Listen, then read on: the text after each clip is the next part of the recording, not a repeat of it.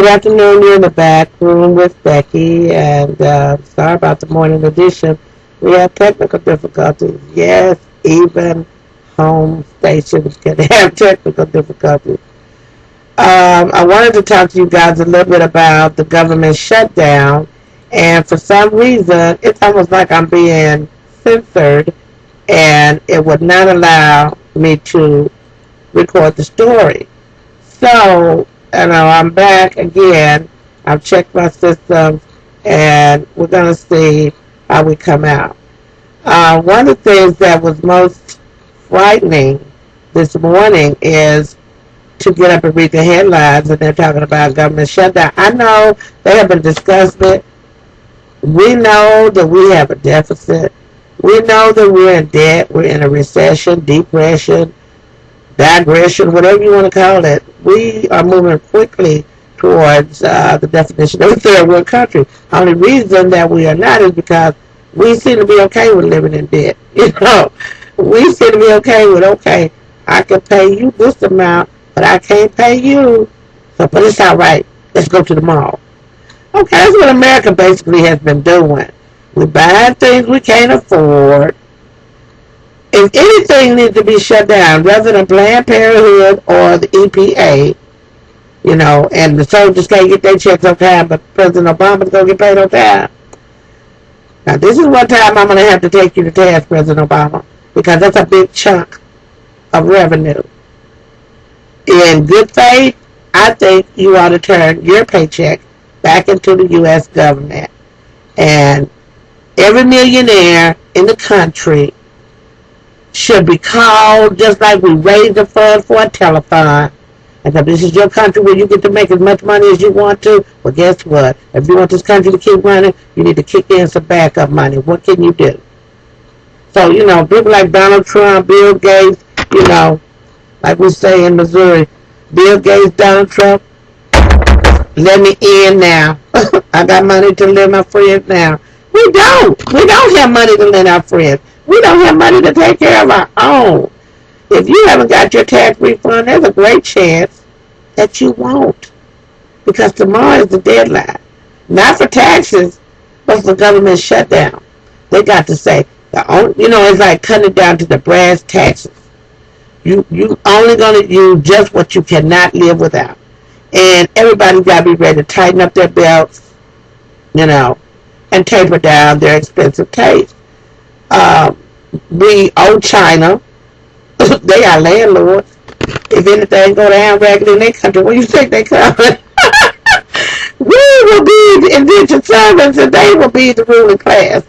But that's not something you want to see happen. I just want us to have a dialogue about it, because this is not about party membership, race, because all of us are going to feel it at the gas pumps, at the grocery store, when it comes to getting your tax refund, when it's time to get ready for your kids to go back to school, whether or not your family can take a vacation this year, can grandma have her surgery, all these things.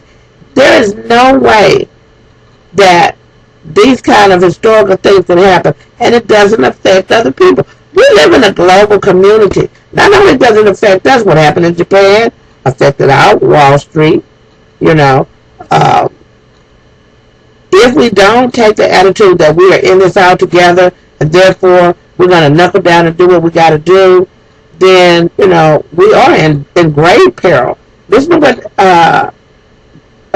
Democratic Majority Leader Harry Reid had to say. After an all-night negotiating session, Senator Majority Leader Harry Reid said Thursday that he's not nearly as optimistic as he was last night about avoiding a government shutdown before a Friday deadline, saying of a federal funding gap, it looked like it's headed in that direction.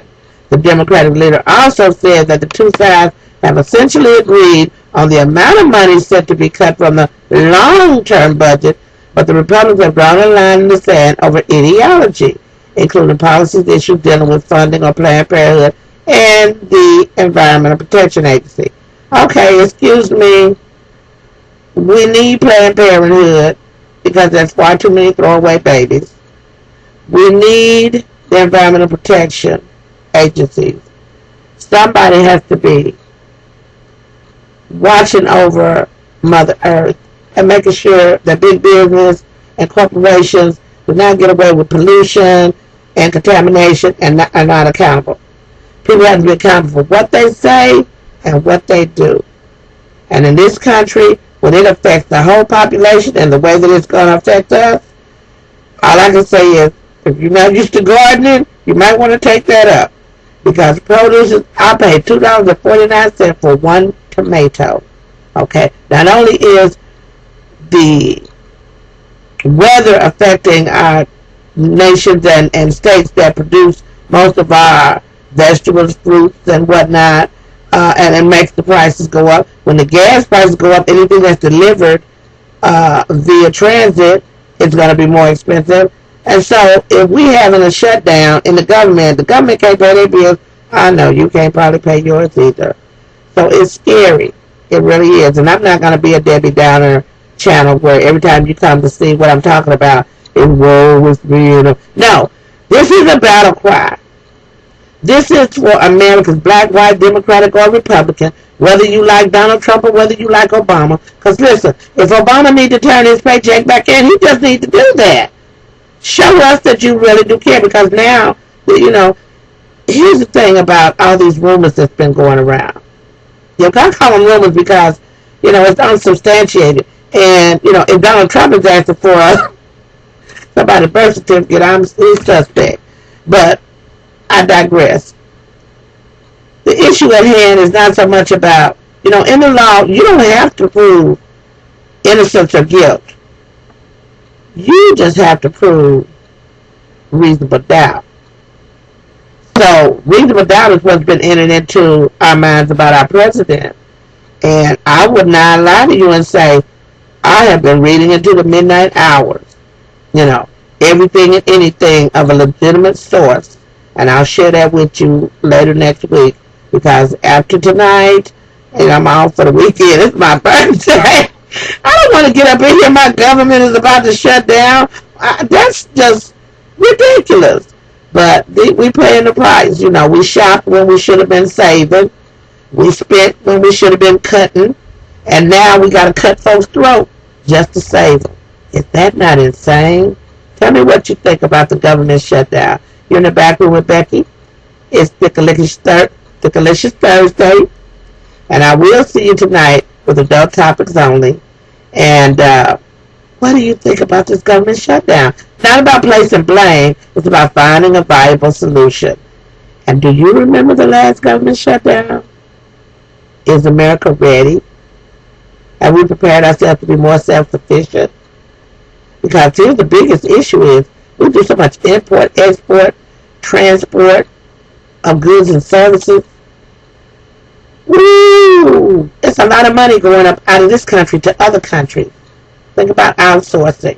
When somebody calls you from customer service, they probably calling from Bangladesh or Wang Kapoor or somewhere. They're not. I'm just telling you. We have got to stop it.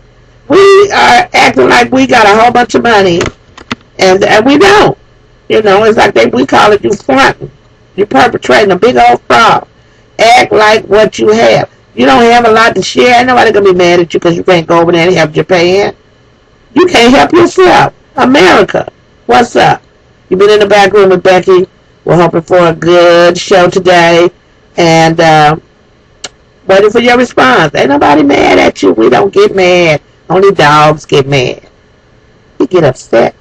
We move past it, and we go on to the next subject. You're free to speak.